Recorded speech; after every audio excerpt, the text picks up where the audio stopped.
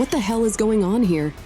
I was thinking, standing among the people I didn't know in the workshop of Harold Cliff, the globally renowned expressionist artist. Looking at the owner of the villa, who was lying dead on the floor, in the puddle of his blood mixed with the spilled paint. Oh, and I forgot to mention we were all locked up. Not long before his death, the artist activated the security system, so nobody could leave the villa until the police arrived. It was a brilliant opportunity to get to know others better and find out where Cliff's painting I came to take had gone. Oh, Selena, you're in it up to your neck, I was mumbling to myself, looking at the others.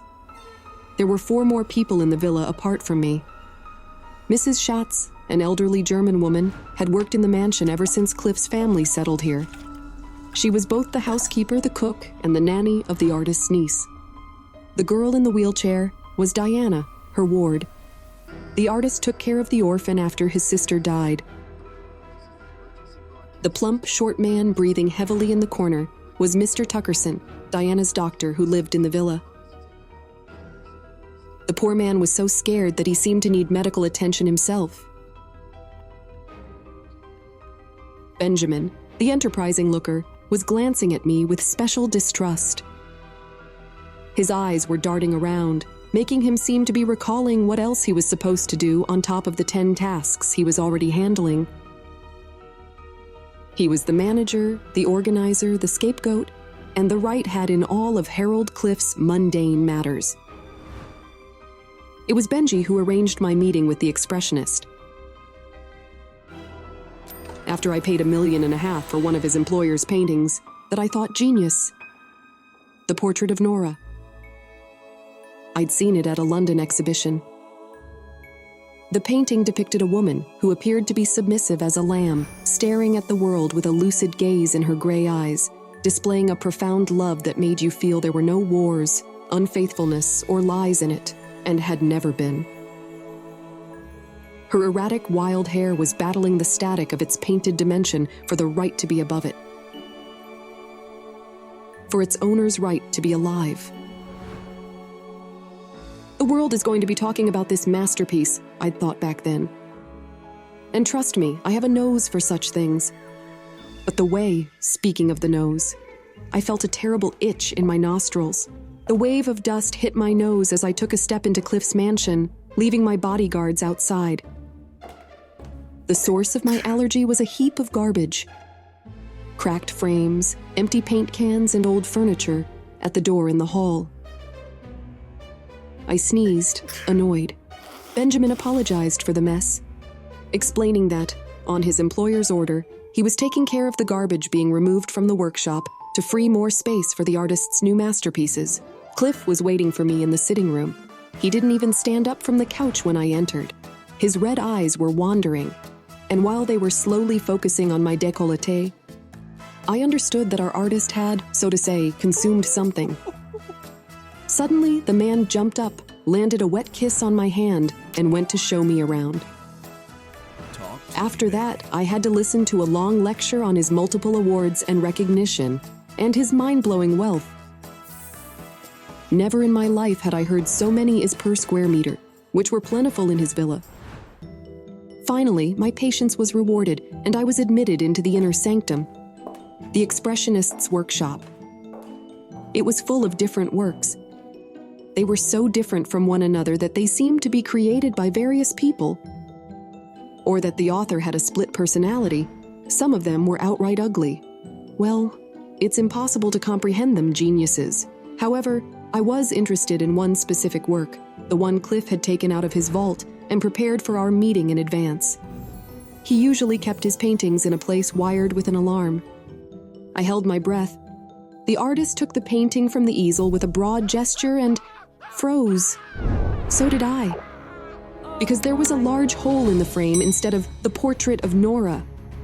Everything that came at his hand flew into that hole. He was crashing his workshop, shouting he knew who had stolen the work and that he would deal with the bastard himself. The terrified Mrs. Schatz came running, hearing the noise. She suggested that I go to the sitting room. The last thing I heard from Cliff was that he was turning on the security system and nobody would be able to leave the house until the police arrived. Bars slid down on the windows and all the doors got blocked instantly.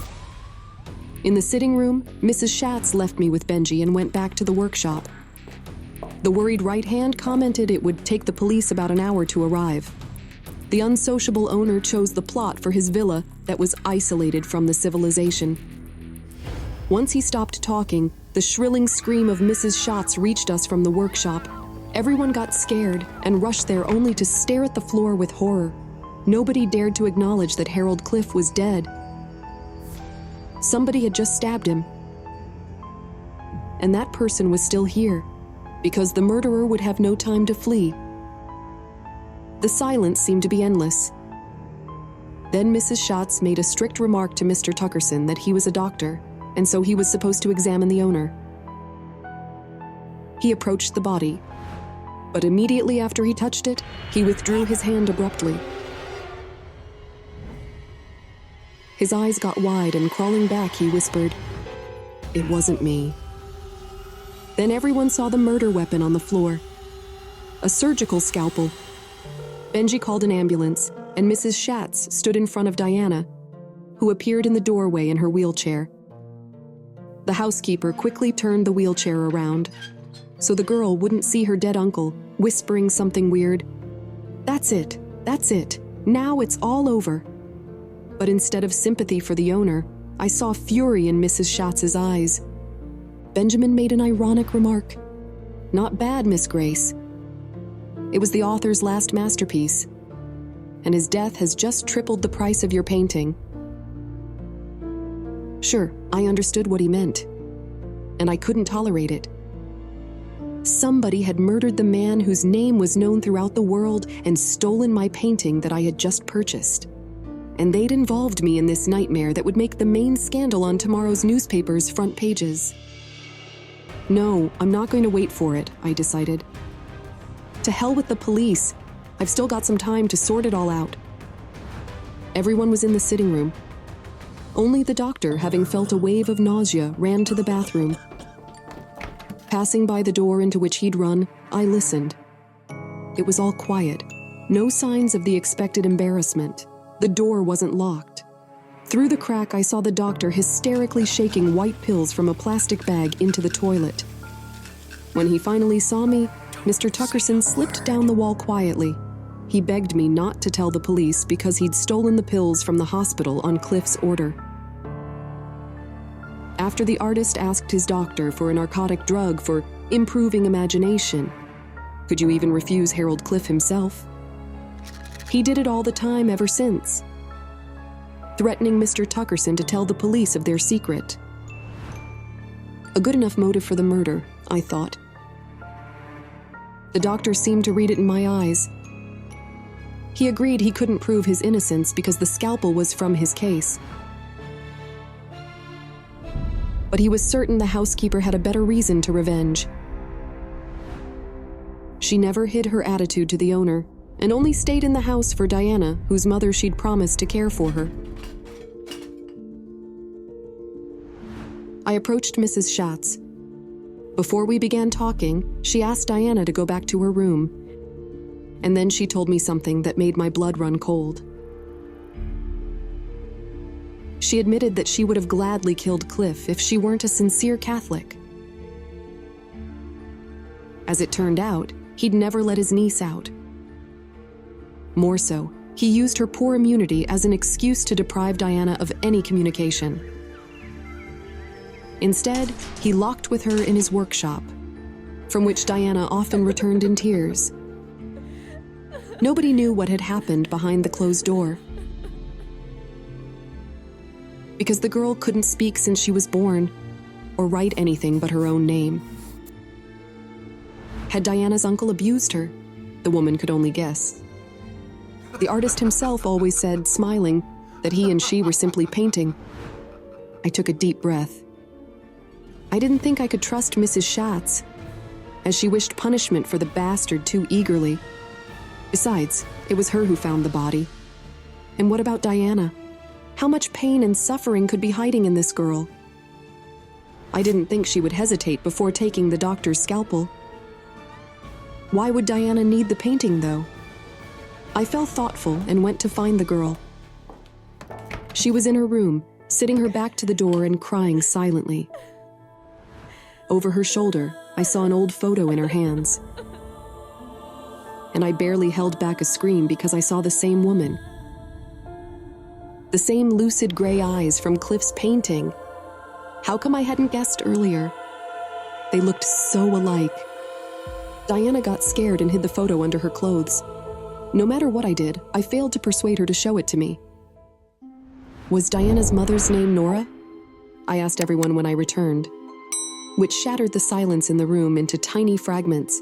Benjamin commented this knowledge would hardly help. But I disagreed. Besides, I had reasons to distrust Benji. Cliff's former managers slammed him for lying in newspapers, claiming he underpaid them. Of course, he could be deceiving Benji, too. There were even rumors he was going to quit working for Cliff. Then what prevented him from doing it, taking something valuable to compensate for what he'd honestly made? Could Benjamin really have murdered the owner? Caught red-handed stealing something, a person can do anything. But I was interested in something else. I approached the dusty things the manager had amassed in the hall.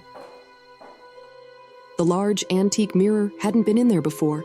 I'd definitely have noticed such a thing. While I was examining the golden frame, I heard Benji's irritable voice behind me. "Miss Grace, can I help you?" But I'd already found the hidden niche in it. And it contained the stolen painting. Was it worth listening to Benji's further explanations after it was all clear? While Cliff was showing me around, his manager had a lot of time to hide the work he'd already stolen from the vault. All he had to do then was to take it out of the mansion together with the garbage. But the owner had turned on the security system, and Benji couldn't do it. Hearing Cliff knew the thief's name, he only had one option: to make him silent. But something in this story disturbed me. I took the portrait of Nora to the light and inspected the artist's signature in the corner, because the paint it was made with looked different from the rest of the touches. Was it possible it appeared there later on? I hurried to the workshop looking for answers. The puddle of blood around the body had increased. Trying not to step into it, I spoiled my expensive shoes, steeping in the yellow paint that Cliff had overturned when he fell. I found the same strange signatures on several other paintings and chose the one on which the paint hadn't completely dried yet. I carefully scraped off Harold Cliff's signature with the palette knife and froze.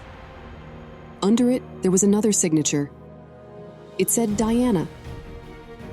Nobody in the house realized what talent Cliff had been hiding behind the closed door, or that Diana could hold the brush with her hand. Then what lies were covering all of presumably his genius paintings? I felt disgusted thinking of it. I rushed to the sitting room where I took Mrs. Schatz and with her went to see Diana. I asked the girl to answer my questions with nods. Was it true that all this time her uncle had been forcing her to paint, claiming the works were his? Diana nodded yes. Had Diana got mad at her uncle's intention to sell the portrait of Nora, her mother, that she'd made herself? She answered yes. Then I noticed the same yellow paint that was on my shoes on the wheels of Diana's wheelchair. To smear them, Diana had to approach Cliff closely. But I'd seen with my own eyes that she hadn't even approached him. So, she'd been there before we all arrived, attracted by Mrs. Schatz's scream. I asked Diana the last question. Had her fury made her steal the doctor's scalpel to take revenge on all the evil her uncle had done? At that moment, the police broke into the mansion, but both I and the tearful Mrs. Schatz knew the answer. The girl is under the investigation now, She keeps painting even in prison. I often wonder which is better. A carefree life in the mansion, but locked up and humiliated by your fraudulent uncle? Or behind the bars, but free? The portrait of Nora is now exhibited in one of the best galleries, and Diana's signature is telling the world her incredible story. But every time I look at the woman depicted on the canvas, I want to believe there won't be any wars, unfaithfulness, or lies. Probably it's even better these eyes had never grown paler after she found that the most terrible things in life are sometimes done by our closest people, and the consequences might be merciless.